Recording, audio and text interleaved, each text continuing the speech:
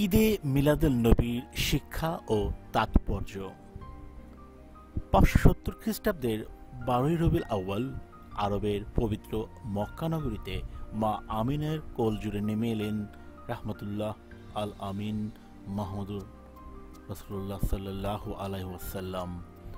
পারস্যের কবি শেখ সাদি রাদিয়াল্লাহু আনহু নবীজি সাল্লাল্লাহুর আগমন স্মরণ করে গিয়ে উঠেছেন বালাগাল উলাবি কামালিহি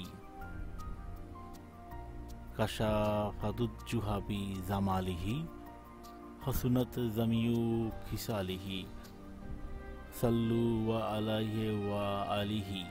কবিতাটি ভাবার্থ হচ্ছে, সাধনায় যিনি সৌচ্চ মর্যাদায় পূর্ণতায় পৌঁছেছেন, যার সৌন্দর্য ছটায় বিতাড়িত হয়েছে সমস্ত আধার, সব সচরিত্রের সম্মেলন ঘটেছে যার মাঝে, তবে আসুন দুরুদ ও সালাম জানাই তার ও তার বংশধরদের প্রতি। বিশ্বনবীর আগমনে পুলকিত হয় দুনিয়া। এই আনন্দ, মুক্তি ও শান্তির আনন্দ, সাম্য, মৈত্রী, ভ্রাতৃত্ব ও সমমর্যাদার। বিশ্ব যখন অন্যায়, অবিচার, জুলুম ও বহুবিধ কুসংস্কারে নিমজ্জিত ছিল, ঠিক তখনই আল্লাহ তাআলা হিদায়াতের আলোকে প্রদীপ রূপে পৃথিবীর বুকে পাঠিয়েছেন প্রিয় নবী হযরত মুহাম্মদ সাল্লাল্লাহু আলাইহি ওয়াসাল্লামকে। তিনি পৃথিবীর বুকে এমন এক সুসভ্য সমাজ প্রতিষ্ঠা করেন যা সর্বাঙ্গ সুন্দর এবং সমুজ্জ্বল আলোক আভায় উদ্ভাসিত। আল্লাহ বলেন, আর আমি প্রত্যেক উম্মতের মধ্যেই রাসূল পাঠিয়েছি যাতে তোমরা আল্লাহর ইবাদত করো, কল্যাণ ও ন্যায় বিধান মেনে চলো এবং তাগুত থেকে বেঁচে থাকো। সূরা 16 নাহল আয়াত 36। রবি অর্থ বসন্ত, আউয়াল মানে প্রথম। রবিউল আউয়াল হলো আরবের বসন্তের প্রথম মাস বা প্রথম বসন্ত। রবিউল আউয়াল আরবি হিজরি চন্দ্র মাসের তৃতীয় মাস। প্রকৃত বসন্তকালে ফুলে ফুলে সুশোভিত হয়, নবজাগরণের সূচনা হয়, পরিবেশ ও প্রতিবেশ সুখের সমীকরণে অবগাহন করে, আনন্দের সমুদ্রে আবেগের বান আসে। লিসানুল আরব। রবিউল আউয়াল মাসে এই পৃথিবীতে শুভাগমন করেন মানবতার মুক্তিদূত, সর্বকালের সর্বশ্রেষ্ঠ মহামানব হযরত মুহাম্মদ সাল্লাল্লাহু আলাইহি ওয়াসাল্লাম। এই মাসে তিনি প্রিয় জন্মভূমি মক্কা মুকাররমা থেকে মদিনা মুনাওয়ারা হিজরত করেন। রবিউল আউয়াল মাসেই তিনি ইন্তেকাল করেন। আল বিদায়া ওয়ান নিহায়া। রবিউল আউয়াল মাসের 12 তারিখের এই দিনে মিলাদুল নবী সাল্লাল্লাহু আলাইহি ওয়াসাল্লাম নামে প্রসিদ্ধি লাভ করে।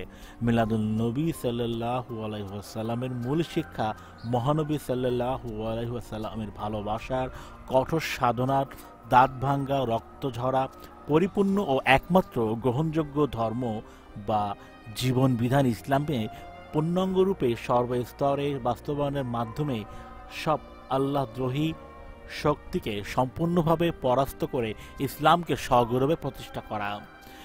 মিলাদুল নবী সাল্লাল্লাহু আলাইহি ওয়াসাল্লামের অর্থ নবী সাল্লাল্লাহু আলাইহি জন্ম অনুষ্ঠান।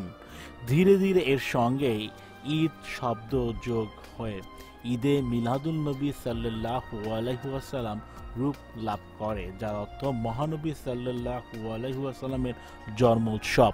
এই পর্যায়ে আরেকটি পরিভাষা ও প্রচলিত হতে পারে সিরাতুল নবী সাল্লাল্লাহু আলাইহি ওয়াসাল্লাম, অর্থাৎ নবী সাল্লাল্লাহু আলাইহি ওয়াসাল্লামের জীবনচরিত বা জীবনী আলোচনা অনুষ্ঠান। এই দিবসে অনেকে জশনের জুলুস বা শোভাযাত্রা ও আনন্দ জ্বালিয়ে করে থাকেন। মিলাদ শব্দের আবিধানিক অর্থ জন্মলগ্ন, জন্মক্ষণ, জন্ম সম্পর্কে আলোচনা।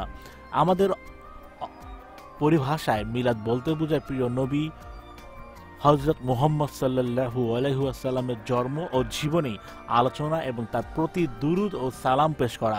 কুরআন কারীমে রয়েছে, নিশ্চয় আল্লাহ তাআলা তার রাসূল সাল্লাল্লাহু আলাইহি ওয়াসাল্লামের প্রতি রহমত বর্ষণ করেন, ফেরেশতাগণ তার জন্য দোয়া করেন। হে বিশ্বাসীগণ, তোমরা তার প্রতি দুরূদ পাঠ ও যথাযথরূপে সালাম পেশ করো। সূরা 33 আহজাব আয়াত 56। মিলাদুল নবী সাল্লাল্লাহু আলাইহি ওয়াসাল্লামের মূল শিক্ষা কালেমা তাইয়্যিবা লা ইলাহা ইল্লাল্লাহু মুহাম্মাদুর রাসূলুল্লাহ।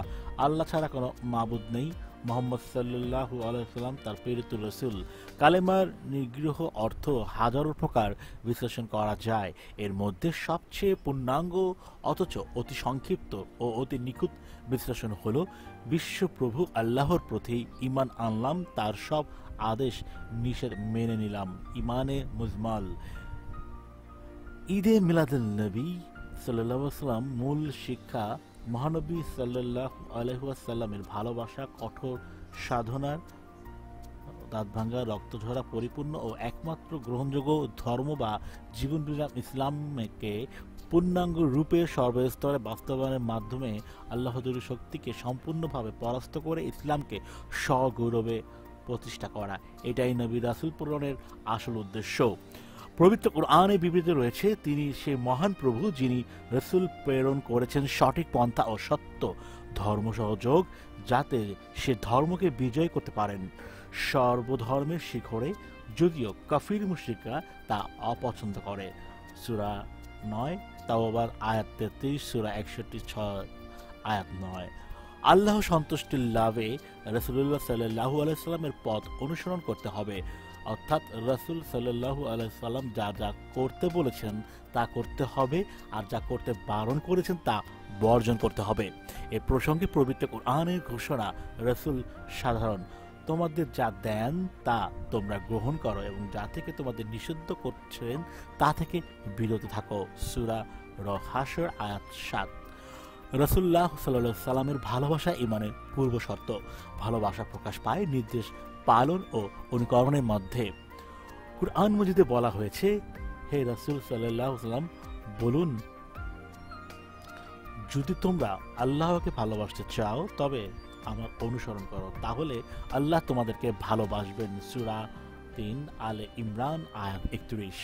প্রিয় নবীজি হযরত মুহাম্মদ সাল্লাল্লাহু আলাইহি ওয়াসাল্লাম বলেন, তোমরা কেউ ততক্ষণ পর্যন্ত পূর্ণাঙ্গ মুমিন হবে না যতক্ষণ না আমি তার কাছে তার প্রিয়তা, পুত্র ও যাবতীয় সবকিছু প্রিয় হব। বুখারী 13-14। অশান্ত বিশ্বকে শান্তি ছায়াতলে আনতে হলে চাই বিশ্বনবীর আদর্শ অনুসরণ। নবীজি সাল্লাল্লাহু আলাইহি ওয়াসাল্লামের আদর্শ ও শিক্ষা অনুসরণের ফলেই আমরা পেতে পারি মহান আল্লাহ তাআলার সন্তুষ্টি, কেননা এরই মাঝে রয়েছে সর্বপ্রকার কল্যাণ।